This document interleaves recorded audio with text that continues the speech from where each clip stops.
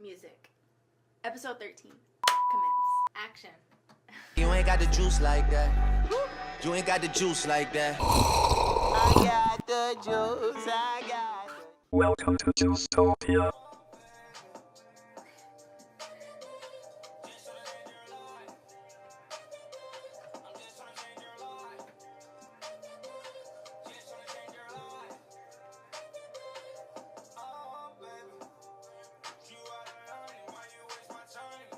Ready?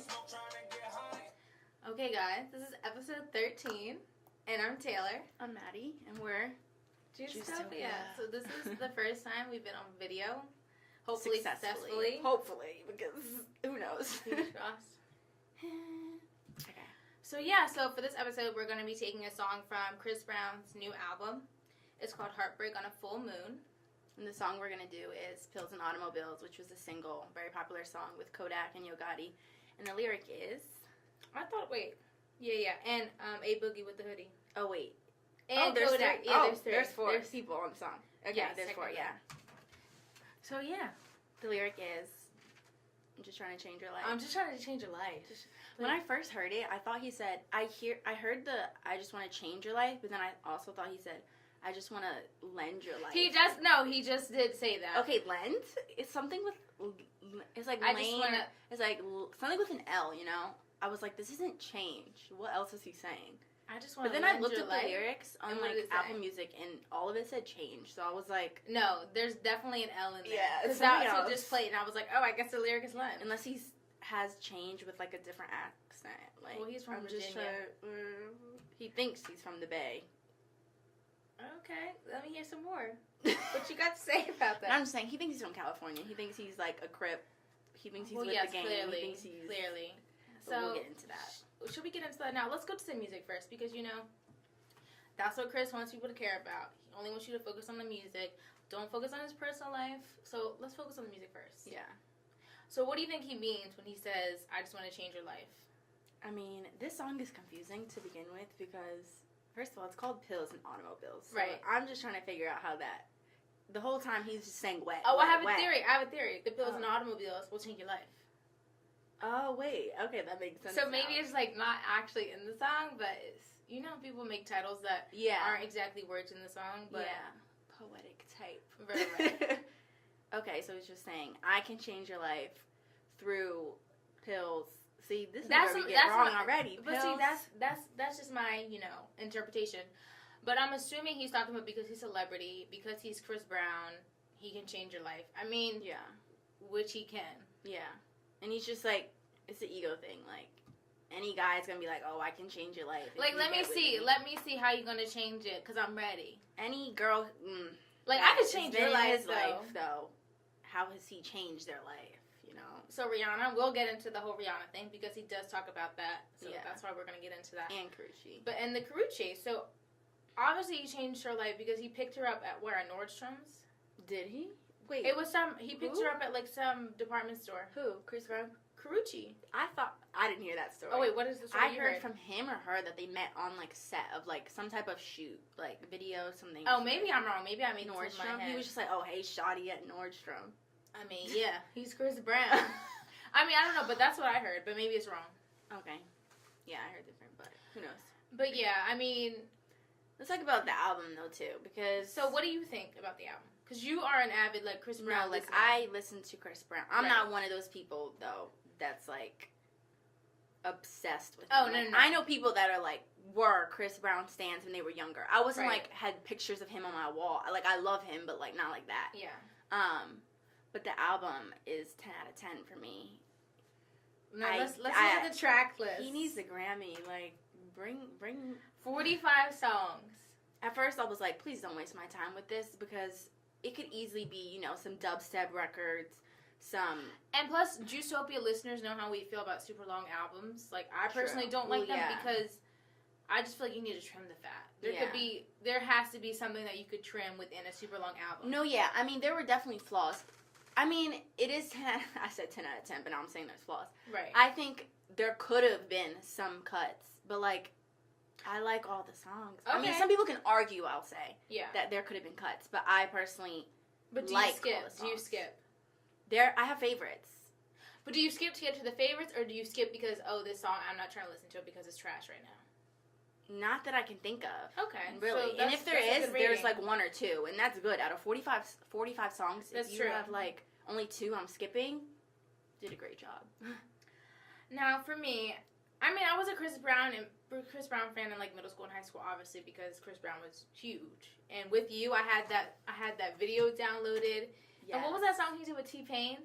Oh, Kiss Kiss. Kiss Kiss. I had that. Look, if y'all want to listen to that, because I got it right here. I used to watch the video all the time. I hated that song. Like the video though. It was so annoying. Were they in like a high school? Yeah, he was something? in a high school, and he was a nerdy Chris Brown, and then he was the cool and then Chris he had the Brown. varsity jacket, like jock. I love that video. But and then when times got hard for him, I kind of was like, you know what? I'm still not a Chris Brown hater, but I'm not gonna listen to every album. If the song comes on, I'll listen to it. So you like him as a person, like not saying like you like who he his personality, just like him as an icon. Like he's this cute. Is my thing, right? He's fine. He's like, so cute. But this is my thing with Chris Brown. I just want him to succeed. Okay, so you wish the best. So for him. I do wish the best for him because I was a fan from the beginning. Because when I think I was in middle school when he got big, he was like 16. Yeah, if so he was 16, then I was like 10. 15, yeah. So I had to be in middle school. So that was around the time where I really started listening to music, and I was such a fan of Chris Brown. Yeah. I mean, Take You Down, like I used to watch that video all the time when he did it in concert. I used to watch that all the time. Me, you, and like she and I and my sister used to like watch that in my house all the time. And I remember just one time I was like young. You guys would cover my eyes so I couldn't watch the video. It was scandalous. It was twisted at the time. It was scandalous. But yeah, so long story short, I grew up with Chris Brown. So I do want the best for him, but it's just disheartening when you see continual behavior that I think is self-sabotaging. No, but, yes. You know? I mean, I separate them. Like, just because that is there, that has nothing to do with his artistry. Yeah, I agree. I don't think mine is conscious. I'm not like, oh, I'm not going to listen to Chris Brown. I think it's just, he's not the first person I think of when, okay, his album comes out, and I'm like, oh, I got to listen to, you know, Fame. Like, Fame I listened to, but, oh, I got to listen to Royalty. I really didn't listen to Royalty. Okay, yeah. But it wasn't just a musical thing for you then. Yeah. It's like Chris Brown's not one of your favorite artists. Exactly. That's just musically. It's not like Drake where, you know, I'm there. Yeah, like, you're going to, as soon as, like, 12 on the dot when it releases, like that's not you. I mean, I don't know if I'm a 12 on the dot fan. For this album, I definitely was, but like I will listen to Chris Brown. R&B is my favorite kind of music, and I've listened to all his albums in full, and I love like most of them. So how does this stack up compared to the other albums? It's up there. Okay. So should I go back and listen to some stuff? I mean, I just don't got time. I mean, Royalty.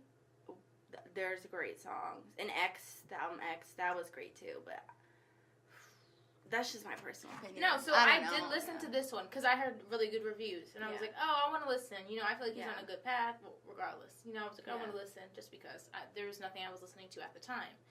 And I do like a lot of the songs, but for me, it's the 45 songs that's a lot of people were saying, like I saw on Twitter, people are just like, y'all questioning if Chris Brown's a crackhead. Look at the track list, like numbers, 45. Like who puts 45 songs in his album? The Game. Didn't he have he had a double album too? Yeah. Well, I feel like double album is different. I think people are calling this like, double album. It's not a double album. It's one album. It's no two flippity. It's one.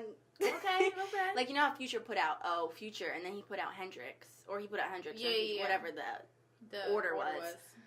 People weren't complaining about that, but all of a sudden we have 45 tracks in one disc, and people want to complain. Well, because it's Chris Brown. You want to discredit him so bad. Like, I'm not a stan, but it's just like, give credit where credit is due. Exactly. Like, he's a talent. Like, he was about to be, you know. So let's stick on the album. Let's stick on the album. So this album did do super well.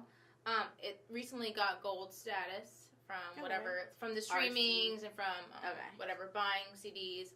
And this is his 7th #1 on the Billboard R&B and hip hop charts, and he has the most out of male artists to get this #1. So Chris Brown is like the top of the R&B and hip hop chart. So I mean that's something to say. Definitely. I mean, but that's who else in R&B do you know is beating him? I mean, nobody really. Okay. There was a point though when he really got through his scandal, and then Trey's song sort of rose out of the ashes basically. But then Chris came back, and then. What was that? It was this Trey Songz, Chris Brown. Yeah. So I mean, I'm happy that this was successful for him. Yeah. Because he's so talented. He really dance. Is. He can draw, spray paint, all the artistry stuff. He can do some of whatever like, he'd be doing on the walls. Like, that's amazing. That's talent. Yeah. So, I guess now we can get into the documentary. Okay, yeah. So, recently, his documentary, Welcome to My Life, came out on Netflix. Mm-hmm. It's been out for a while, I think since the summer, and it was in, like, select theaters, but it recently was out on Netflix. And, you know, I give it a 7 out of 10 overall. The documentary? How they did it, yeah. Okay. Because I feel like there was a lot they skipped over and missed. But it did change my perspective on a lot of stuff with him and the Rihanna situation. Like, it definitely changed my perspective on that. So for me, I just watched it because it just came on Netflix. And I thought I originally saw it on Netflix and I was like, oh, whatever. But then you saw the title? I saw the title, okay. But I wasn't like, oh, let me watch this. Yeah. But I'm glad I did watch it because it did give a lot of great insights into just him as a person and how he grew up.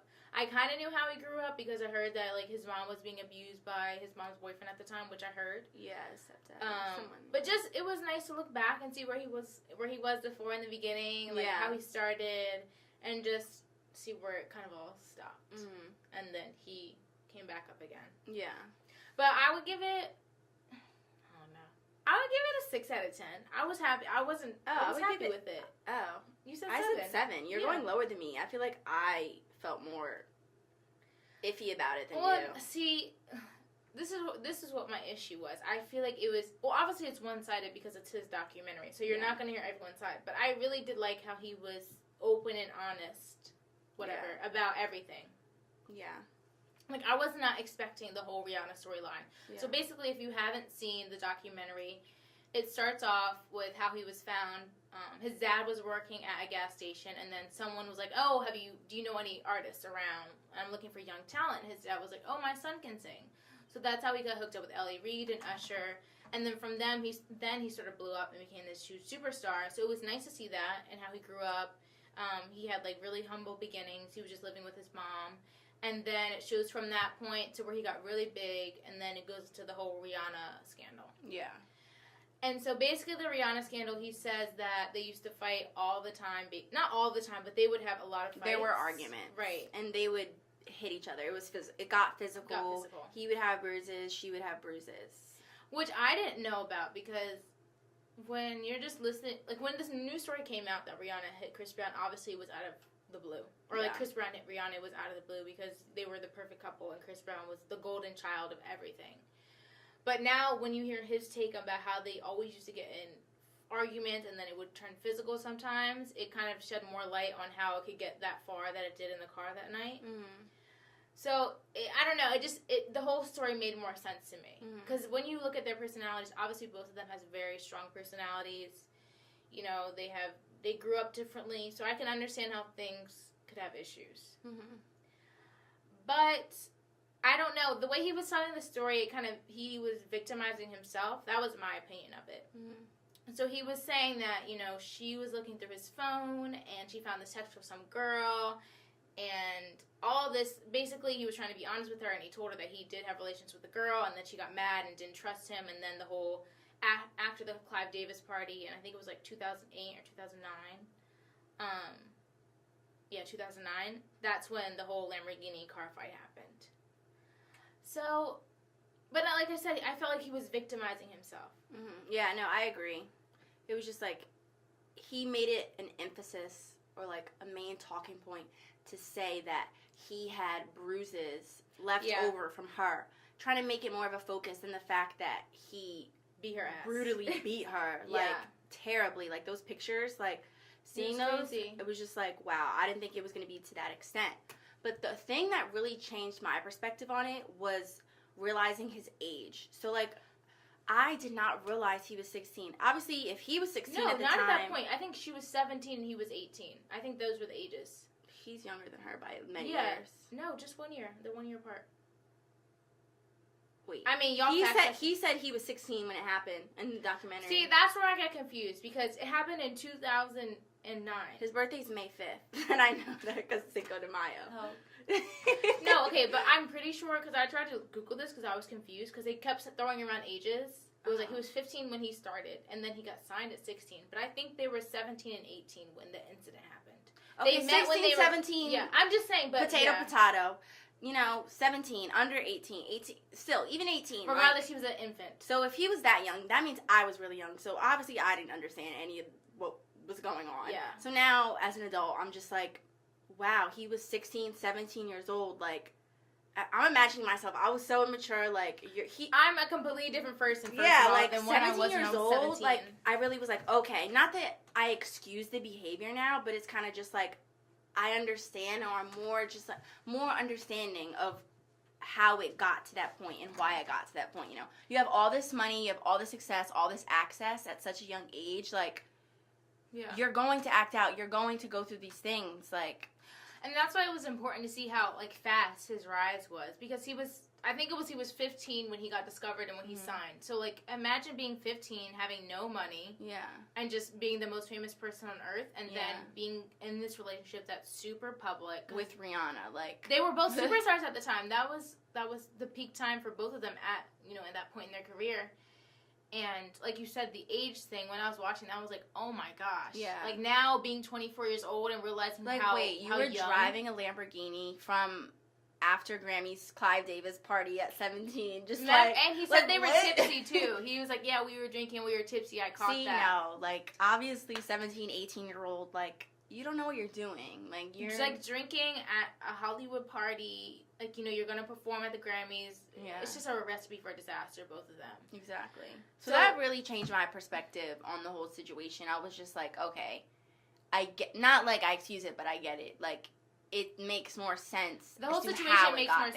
And it's also like, that's crazy that something that happened to you when you were 17 years old really changed the course of your entire life. No, yeah. And for Rihanna too, I'm assuming she's not the same after that. Like that was wild to be in that, like 18 or 17.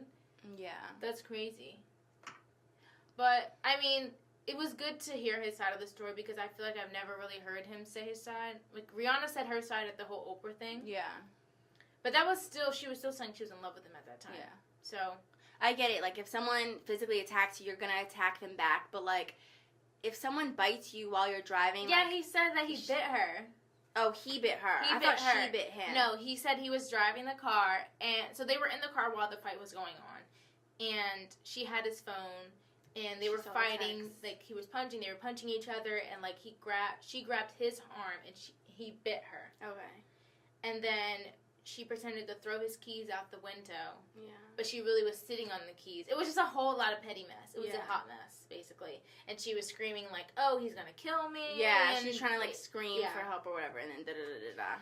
Yeah, so... But it's just like, okay, if that happens, you don't brutally beat her to the extent that you did. Like, you de-escalate the situation. I don't know, pull over to the side of the road. I know he did pull over. That was after the fact. Pull over and just... don't beat her face. I mean, there's no logic to what happened. It's irrational. It's like it's a mess. But I feel like he was young. He realizes he made the mistake, even though he's so crazy and needs a lot of help. And he's on a lot of drugs. That incident was very telling into his behavior, though, because he was the cookie cutter image, had this double mint commercial, whatever, and then you really start to see the person behind. I mean, I get why he is the way he is. With that much power, access at that young age until now, like. Unless you have, like, the strongest support system, the most grounded people around you, and I believe faith in God, like, you're going to go down that path. Yeah. So, I, like, and plus his childhood, he said he saw his mom get beat up every night. Yeah. So that's, like, even subconsciously, that just, like... So, that was super insightful, and then they go on to show, how he got sentenced to 5 years of probation, and then... He was getting into drugs because he was super depressed, and he said at some moments he wanted to kill himself after the whole Rihanna thing. This is really deep. Yeah, it's a lot. So, long story short, then he gets put on probation. Then he gets sent to jail because while he was in rehab, this woman said they had some sort of relationship, and he was saying how he wanted to kill people. I don't know. So he got sent to jail. Okay. And then it goes from the jail point to him getting out of jail, and then basically he touches on Karrueche, and then it goes to... He's like, oh, I found this new girl, da-da-da-da. And I'm just like, I can't help but just laugh during this part, because I'm just like, oh, well, we know who it is, and like, how it ends up being, and it's just like... So it was really interesting to me that they didn't touch on the, I guess, what was the restraining order that Karrueche put against him? Because she said that he hit her too. Yeah. And he didn't go into that. Yeah. That wasn't talked about. Because I feel like that wasn't really confirmed or, like, taken legal action outside of just the restraining order. It wasn't like, you know, charges were pressed against him or something. I guess he did change her life.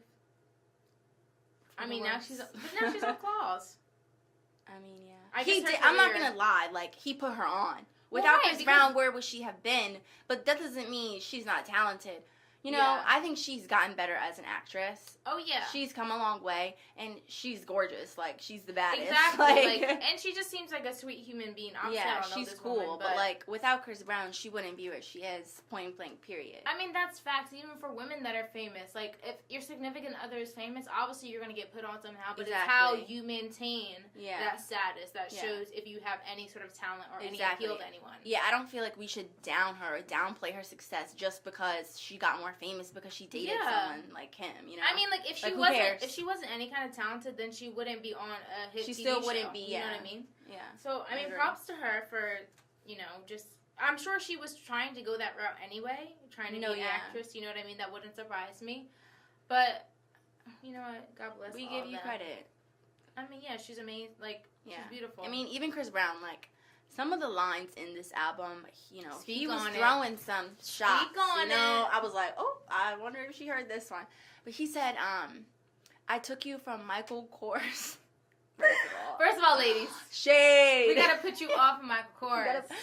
Instead of put you on, we putting you off. Michael Kors has been deaded since, 10th grade Christmas. It was over. And when were you in 10th grade? Like 2000 what?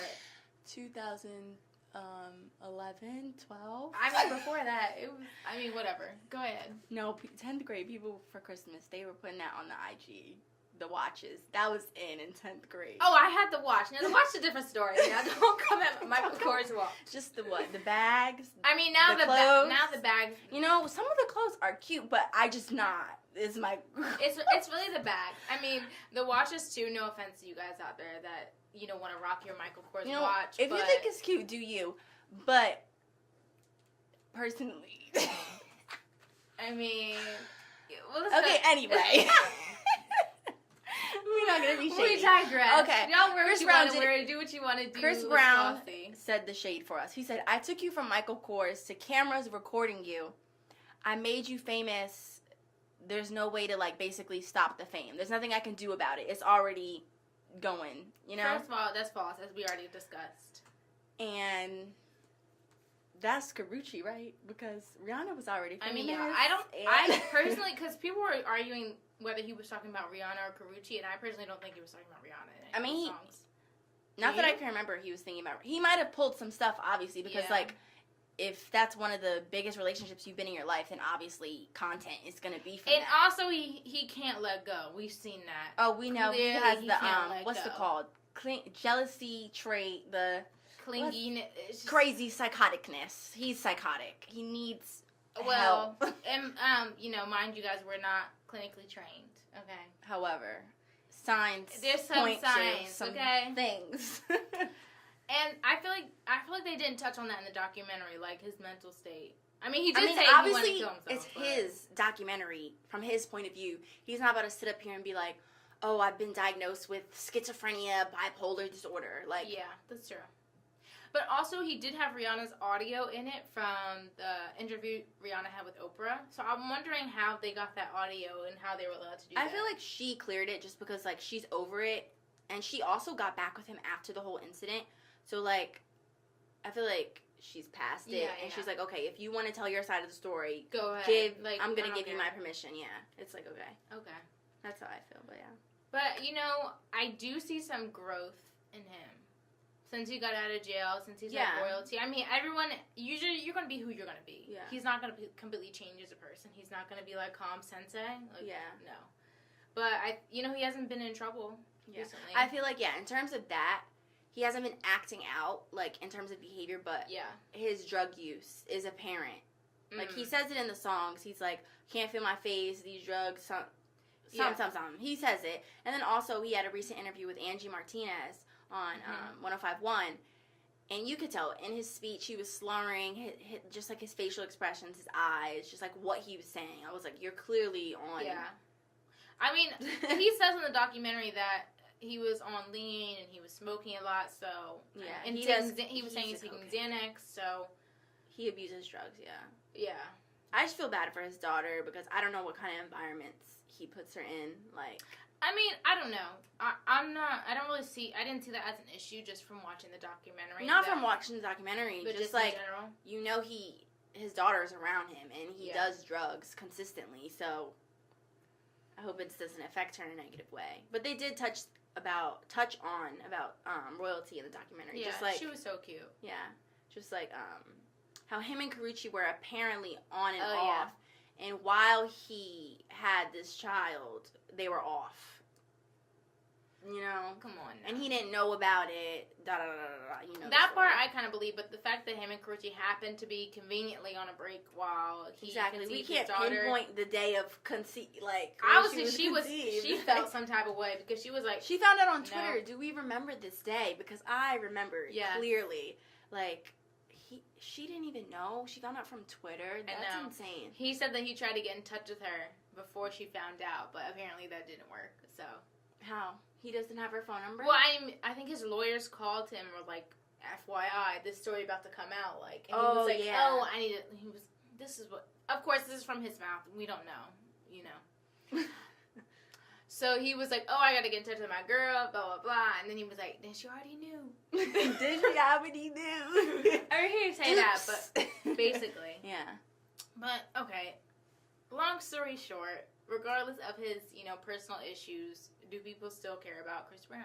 That's the main question. I want feedback on this because I have a biased opinion. I feel like some people do. I don't know. I wouldn't say that's biased. I think some people do. Obviously, his album is doing well, so people still do care about him, but... His music or him? Do you think he will ever overcome his past? Now that he's on a better track? No? Okay. Especially as a black man, this is... Say that. It is never going to be put behind him. Say that. You saw what happened to Michael. People will always make sure that you never forget your mistake, especially one like this. And people, like, one of the main things I saw for, so Louis C.K., the whole sex scandal that happened with him, like, he's, like, got released, his stand-up show or whatever got released from Netflix. And people wanted to be in the comments talking about, but you still have Welcome to My Life, Chris Brown on there. First of all, how are you relating? That's a whole different situation. Stay in your lane. Like, this isn't what we're talking about right now. It is. And that's why I don't get mad when Chris gets annoyed with people for saying, why are you always bringing me up? Yeah, like, I get it. What he did was wrong. And I feel like he should be forgiven. But he was on probation. My whole thing is, if Rihanna forgave him, I can forgive him. Yeah, I forgive him. I never forget it. But, like, just because that happened when he was 17 doesn't mean, like, we're not going to show a documentary about his life and how he's overcome his struggles. Like, I don't know. But that's super true because the whole Casey Affleck thing, when he was, women started saying that Ben Affleck's brother, who was on Manchester by the Sea, that movie, and he won an Oscar for his performance, and people were coming up with sexual harassment allegations, and there was really no news about it. I feel like it went away. It was very minimal. Quick. But when it's certain people, it is a connection between these people. You know what I'm saying? But that's like when Nat Turner came out, it did awful in the box office. Yeah. So it's like you have to come on, pay attention. Yeah. Just a sign. I'm not. We don't condone any behavior, but there's obviously connection to this kind of how media treats certain people and how America treats certain people, vilifying certain individuals because of their skin color.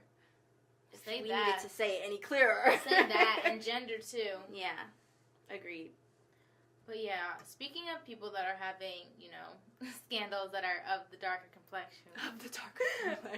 Tyrese is having a hard time. Guys, wait, tell me you heard the Jersey mix. No. Okay, so his video of him, like, with the Shayla Rocks hoodie on, he's like, my baby, like, crying or whatever about his daughter. They made Jersey club music, like a mix, and it's just like, and it's just like his voice. So much. I'm like, why'd you do that to that man?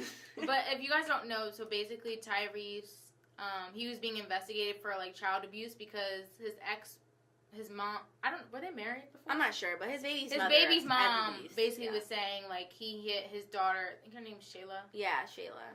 He beat her and she couldn't sit, all this stuff, so he was being investigated. But the investigation was dropped. But now they're having a custody battle over the daughter. And they originally had 50-50 custody. So they got equal time to see her. He said he hadn't seen her in 2 months in this video where he's, like, crying on Instagram. And they're taking his baby away. And basically he doesn't have enough. He's like, oh, I pay $13K a month for her to the mom. What more do you want? What more do you want? And this is, like, what he's screaming out. So, like, after that happened, I guess he's crying for help. Like, financially and just, like, I don't know, emotionally. But the Smiths stepped in. Will and Jada stepped in. Will and Jada said, let's pull up. Right. Do a good deed. So they gave him $5 million with the conditions that he couldn't go on social media to talk about it. Like, he couldn't go on social media. But Tyrese of course, is known for this. He's known for exposing. You saw what happened when The Rock apparently is having this spinoff from Fast and Furious, and Tyrese was livid. Yeah. And was going on social media trashing him, throwing all their business out. So clearly this man does not know how to use social media. Yeah. And the whole Dr. Dre thing. I don't even remember the details, but like I forgot about that. Dr. Dre was like, they were all in the studio, and it was like music that wasn't released, or like an Apple Beats deal. No. What was it? So it was on the Defiant ones. Oh my god. What we put you guys on to like a few episodes ago. So basically Dr. Dre had just been in the process of signing this $1 billion Apple deal with Beats, and obviously you're not supposed to talk about things until like it's legal tells you can talk about it. And so Tyrese goes, I think it was Facebook Live. Facebook Live. First of all, Tyrese goes on Facebook Live and is like, this, and like he's the first billion, blah blah blah, all this mess. And they were all drinking, so like. And Dr. Dre, of course, gets in the camera and is like, yeah, whatever. And obviously, they almost lost the Apple deal because he was like, see, that's why. See, you know what? Can't mess with these black folk. For real. Honestly. Tell me business on Facebook Live. Because, and it was Tyrese's fault, to be honest. No. Like, why would you have your Facebook Live out? He's just like, this is him. Yeah. He's just chirping away. Like, he can't. Remember him and Rev Run had that show?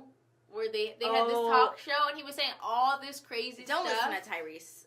Black women and any woman anywhere, don't listen to Tyrese. But guess what? He saved Envy's marriage. TJ Envy's marriage. Did you know that? No. Yeah, he did. He pulled it together. He did. He was having phone conversations. He was, but wait, yeah. But Tyrese is just so. But the only person to listen to Tyrese's advice would be DJ Envy. I'm sorry. Clearly.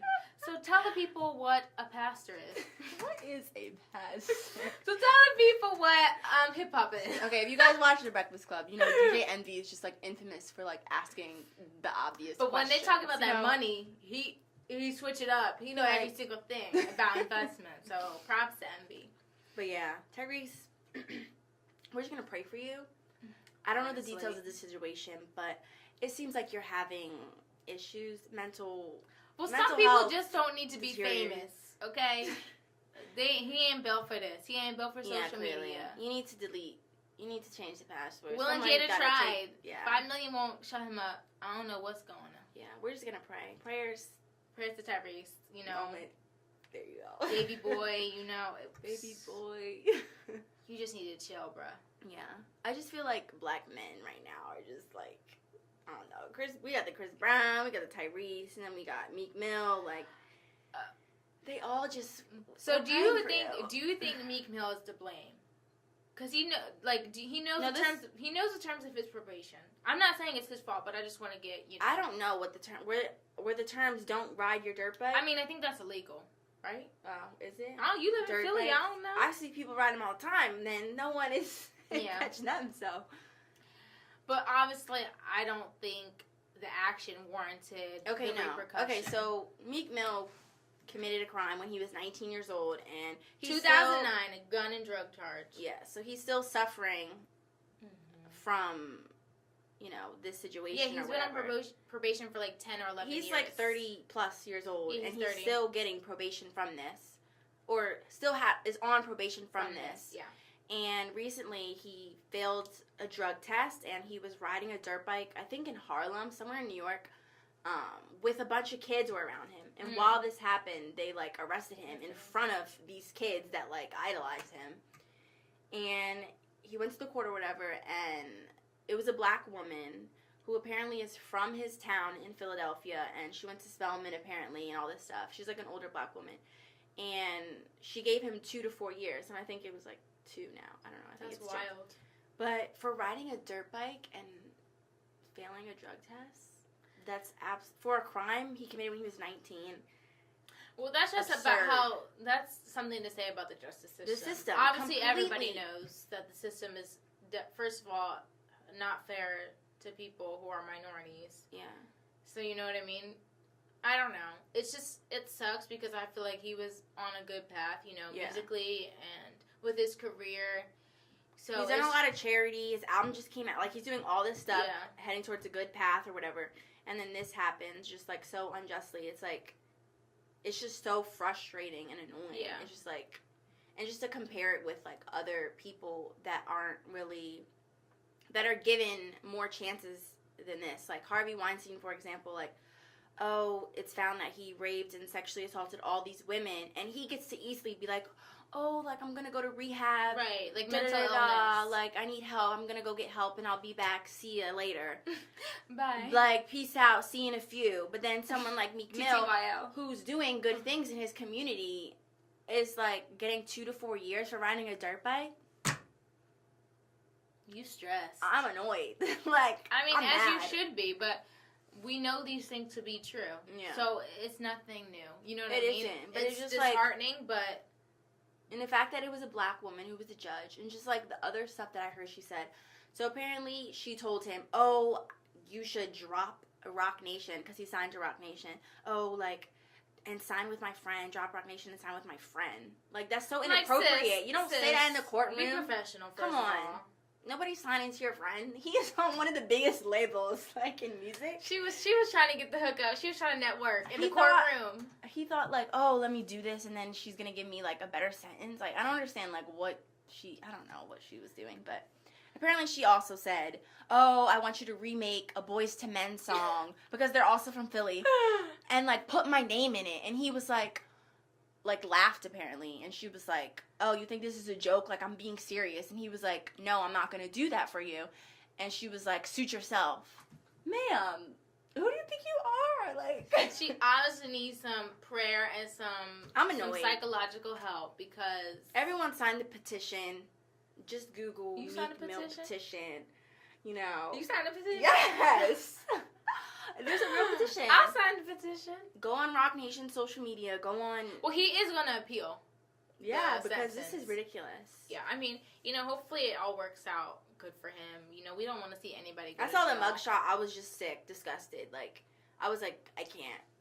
Because it just reminds you of all the, like, people of color that are just, like, unjustly sentenced. And they get so longer on and so sentences, forth. harsher sentences. Look, It's just like, look up the statistics, please, if you don't know. Because I guess... read The New Jim Crow by Michelle Alexander. Yeah, and y'all will get really we've put them on to Yes, that was before. like our first episode. Yeah.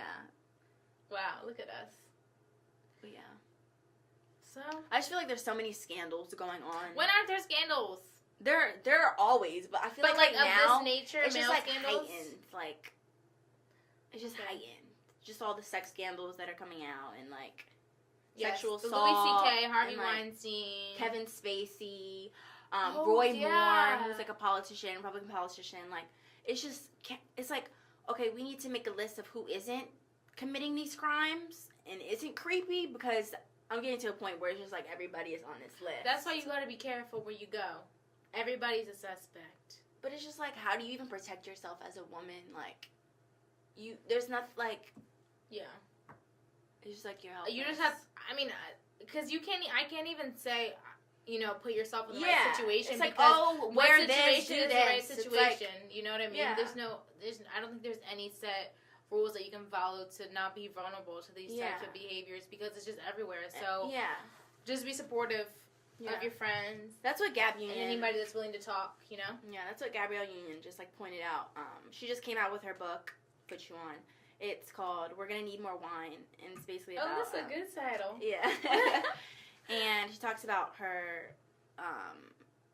She was raped when she was like a young adult. And she was wearing a tunic. Yeah, and she was saying, like, oh, I was wearing, like, something that was not provocative. Yeah. Quote, unquote, provocative. Like, and I was working at Payless. It was someone, like, I worked with. Yeah. Like, or someone that came into the store, I don't remember. But she was working at Payless, and it happened at Payless. Like, there's nothing that you can do to, like, prevent you from this situation. Stop victim blaming. It's on the boys. It's on the men or women or people who just commit That's these why crimes. when you see people do certain things, you gotta nip it in the bud and let them know this is not okay. You need to be accountable because hold people accountable for when their you actions. when you let things slide, it gets dangerous. Just with anything, like don't let people treat you a certain way.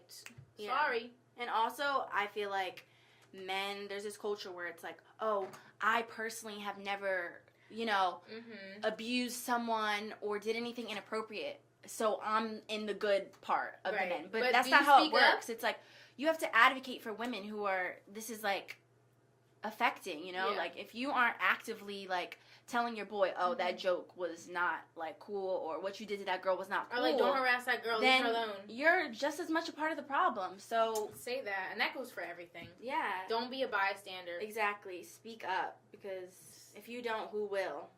We ain't got time for this today, you guys. See, I just get very passionate because, like, I just want the best for this world and just everyone, like. Yes, world peace. If everyone just understood, you know. If everyone just thought the way you thought, man. If everyone was just like me, the world would be just amazing. No. Say that. Juicetopia. But no, this is it's the just... ideal place to be. Topia. No, but just honestly. Just hold people accountable for their actions and just do good unto people. Just everyone be a good person. Just be a great person and do no wrong. But honestly, on the real, you guys, you know.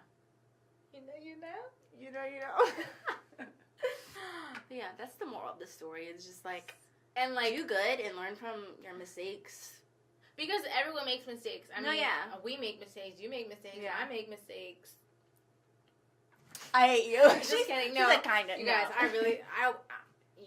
whatever. Yeah. This is not the topic of this podcast, but you know, just try and be better. Just try to change your life. Like, be better. I'm just trying to change your life. Hey. But yeah, so listen to Heartbreak on the Full Moon on a full moon. Yeah. It's really good, but you know that meme was like, it was on Twitter saying, once Chris Brown gets on those award shows, he dances his heart into like every woman. No, he dances his way back into your heart. That's so true. Like every BET Awards show or just like any performance he has. Yeah. It's a fact. That's a known fact. Oh, and side note, we should have talked about this earlier, but in the documentary they show the Chris Brown Michael Jackson tribute. Mm-hmm. Oh, with Rihanna? Oh no, wait, the one where he cries. When they did a year after, so they did it. If you guys don't remember, so on.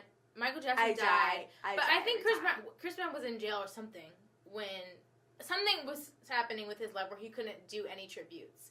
And then a year later, BET was doing an award show, and then they brought Chris Brown out to do a tribute. Mm-hmm. That was a broken man. I like tried not to laugh during that part because I'm just like, I was just like, I don't feel bad for you because what you did was wrong, but also like I know you hurt and I love you. That really just showed me how broken he was. Like he couldn't even sing the song. He's like, his veins are popping out. I was like, and everybody was like, standing ovation, Chris. We accept somebody you. Get Chris. You. Somebody get Chris because he. Listen. I mean, I think everyone was waiting for him to give his Michael Jackson tribute. And that's testament to how talented he is. You know, that's the one thing I can say about Chris Brown if we're going to circle back. Yeah. He could have been the next Michael Jackson. But not only that. And could have been is good enough. Good enough for what? You about to start I'm just saying, like, you're talented if you're close to being good enough. Like. Yeah. But he's so resilient. He keeps pushing. He never, like, completely is just like, you know what? Forget it. I'm just going to live my life because no one's going to, accept me for who I am. Like, he keeps trying and trying to make new music, to, contribute positively to the culture. So that's what I can say about Chris Brown is he's really resilient and he's determined. And not everyone has that. You see child stars all the time just, like, fade into the background and get depressed. Justin Bieber dipped off, but that's another topic. Yeah, Maddie, that one you're biased for. But yeah, it's just like, that's one good thing I think anyone can say about Chris Brown is that he really cares. You know what I mean? Yeah. Like, you about the artistry and just about, like... He lives for the art. His fans. Yeah. He does care about his fans. He does. So, I think that was a good positive note, you guys. Yeah. On Chris Brown and just the whole topic for today. Yeah. Agreed. That was so draining. We need to talk about something fun. Emotionally taxing. Just talking about... Because I remember when I found out, I was in my friend's dorm room in high school. When you found out the Chris Brown? When I found out the Chris Brown scandal. Yeah. And she was a Chris Brown stan. And, like, I was a really good fan, too. And we were just like, what did she do? Like, just being ignorant little kids. Yeah. What did she do? Like, yeah. You know, but now we've all grown. Yeah. But a more positive note. Yes. What we going to? Put you on a segment. We got to audio. Okay. For music, I have Division, Magic Jordan. They're both groups under OVO label. Yes, OVO sound. Yes. Division, this is their second album or project. It's called Morning After. You know, I listened to it a couple times. I think I have a hard time between realizing if I'm forcing an album or if I'm giving it enough time to just marinate. Because, so I listened to it twice, like all the way through, and then I kind of shuffled. I don't know if I wasn't in the right mindset for it or what, but, you know, it was good, but I wasn't like, oh my god. Yeah. I wasn't like, this is amazing. Yeah. Some people were like, oh, they did it. This is the one. That's not what I felt. You know how people be. You know, they're extra, They're just trying to be on the wave. They're just trying to be on the wave. And September 5th, which was their first project they put out, that was one of my favorite albums from that year. Like from that entire year, that was one of my favorites. So I can't help but to compare. And I'm like, it doesn't match up. So for some reason, I put it on the back burner and I haven't listened to it that much. So, but maybe you should revisit and see. I need to revisit. I got a lot of albums to revisit because I just haven't been in the space. Yeah. Like, for example, Daniel Caesar, Fraudian. It's not catching on for me. I can see that. It's not. I might need to give it more time. Or am I forcing it? But you didn't really like a seat at the table either. I didn't. I loved a seat at the table. I mean, it was okay, yeah. But I wasn't like, like, this is the best. Like, you know, she won, like, Woman of the Year for some magazine. Glamour, yeah. Yeah, Glamour, yeah. That photo she was bomb. Yeah. But I think it really depends. Yeah. For me, it depends on where my mind is at, what I'm doing, if I have time. No, yeah, I'm definitely going to give Morning After some more time, but that's just my initial thoughts. But then Magic Jordan, they also dropped their project, which is called Somewhere in Between. The Space in Between, my bad. The Space in Between. And at first I was like, oh, this is cute. I like it. But now I'm like engulfed. Like, I love it. I'm like, yes. Okay. OG heartthrob. Like, what?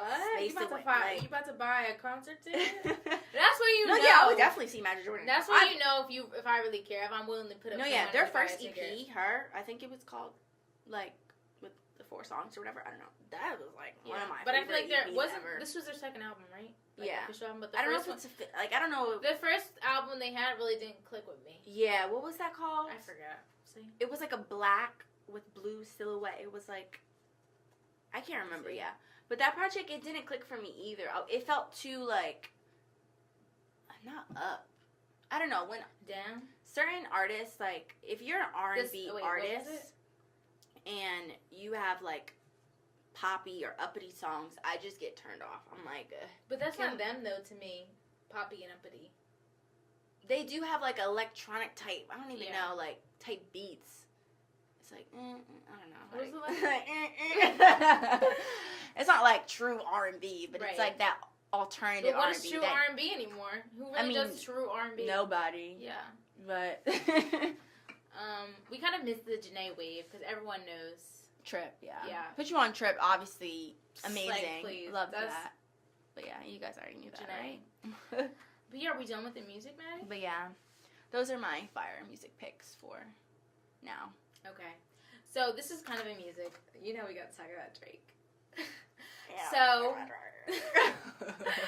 Drake just had an interview with The Hollywood Reporter because he is, I guess this is his moment where he's saying, I'm going to take off some time from music to go back into film and back into television and also production. So him and Future, not Future as in Future. Yeah, but his manager, Future. Right. That's his nickname. They are starting their own production company. They won't say the name of the production company, but it's in the works. And they have partnerships with Netflix and with Apple, of course, because if you guys don't know, Apple is starting their own streaming television content, or just, original content like Netflix. Mm-hmm. So, Smart. Smart. Oh, I know. Apple. They on the wave. I'm looking for an internship. But I'm super excited because obviously we grew up on Degrassi. I remember when your sister put me on to Degrassi. So, I mean, I'm there. Jimmy. Yeah. But yeah, he was just basically talking about how he's going to start going into film and how he really wants to make quality products. And he's starting the show, Top Boy, or he's bringing back this British show, and it's kind of like The Wire that was on HBO. So yeah, I'm assuming version. Yeah, I'm assuming it's gonna be about drugs and whatever. So that's what The Wire was about. Love The Wire, by the way. If you guys haven't seen that, go back and watch it on HBO. It's amazing. Yeah, so I'm excited for this new Drake transition. He's working with A24, which is this production company that did Moonlight, which won the Oscar last year for Best Picture. So, I mean, great things for Drake, obviously.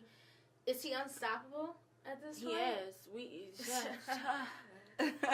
No, but honestly, this is a serious moment. Okay. I would like to be Are you looking to the camera?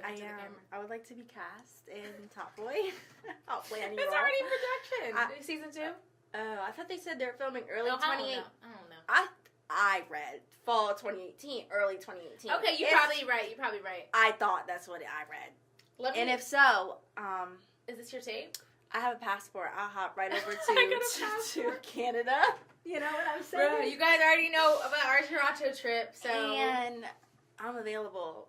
I graduate soon. I'm available I'll be 2018 ready. Any role, anything. I'll be in the background. Don't care. I'm there. Yeah, be extra. I could be an extra too. But main roles are welcome. Speaking roles. Serious inquiries only, please. Okay. Email me, Drake.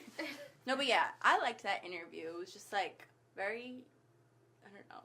First of all, I love Hollywood Reporter. They do all these roundtables with artists. Have you seen them on YouTube? Yeah. So research Hollywood Reporter on YouTube if you're into film or media or television, because they do really great roundtables. But yeah, so I'm a fan, and Yara was also in that feature. Yeah, it was about the next generation, so Yara was there for the Gen Z. But this article, I was like, when he pointed out the less Drake. He talks about how he has this, Can we please talk about how that was our podcast title, More Drake, ? Facts. We were ahead of our time. Yeah, we were. As per usual. But he has this, art piece in his house, and it says, less Drake, more Tupac. Mm-hmm. And he's just that's such a Drake thing to do. I love it, though. It's so Drake because... I love It's just so Drake. I just can't. He's being sarcastic, that's why I think we would get along. Okay, let me stop. I'm about to get on this whole thing. Because I'm sarcastic, he's sarcastic. Okay, anyway. But, what else did he say? I mean, so many people are sarcastic. There's levels to it. There's levels to this sarcasm. No, he is very good, what's it called? Humor? No, yeah, but that's what I was talking about. He's very self-aware of what people think about him. And he really be, you could tell he write it down and be listening. Depend game. Okay. He said something else that I was like, oh, he saves or buys and keeps Birkin bags so that he can give them to the women the woman. His future woman. The woman he ends up with. Because they appreciate and value. So unlike most material things, they appreciate and don't appreciate with time. So he's saying he's going to... This is deeper than I thought. Wait. He said that in the article. Oh, I remember that part. You just saw Birkin and we're like, okay, bet. I just saw a Birkin woman end up with... I was like, okay. That's me. Yeah, but anyway, let me school y'all, because, I'm working on my finance. But anyway, so Birkins appreciate, which I didn't know. Because, cars depreciate. Most things depreciate with time. Depreciate or appreciate? Most things depreciate, but Birkins appreciate and value. Oh. So you buy it for $15,000 today, in 10 years you could sell it for $20,000. Yeah. So it's not a loss to him to buy it, and he's buying it for his future. Oh, he on his Jay-Z tip. Really? What should he be doing? Investing. Yeah, but Jay invested in art. 2 years later, they call $3 million. He buying the neighborhood. Okay. But this is different. This is not what Jay was talking about, investing in Birkins. Okay, no. But yes. What's better than spending money in the strip club? Buying me some Birkin bags for my future self. Anyway, regardless, let's stay on task. So yeah, that was a good point. Okay, yeah. Which I was like, ooh, interesting. Those are my favorite points. What else did he say? I was just about to say something, but I forget. It just left me. I just got lost. That's what Drake does to you. You just lose your thoughts. Somebody give her some milk. I need some milk. He needs some milk. Okay, yeah, but Hollywood Reporter put you onto that article. Go check it out. Mm-hmm. And then Magic Jordan Division. Heartbreak on a Full Moon. Boom, boom, boom. Prayers for Tyrese. Prayers for Meek Mill. In all seriousness, go sign the petition. That's what I have to say. That's it. I think we're done. This is our first chapter 13. Visual. Closed. Chapter 13. Hair flip out. This is why we don't need to be on camera because it's just too much. But I think people need to know the difference between our voices. Yeah. Because you be saying, I don't know what she be talking. Huh? Who's crazier? Leave under the comments. Who's crazier? Remember Madison. Okay, bye guys.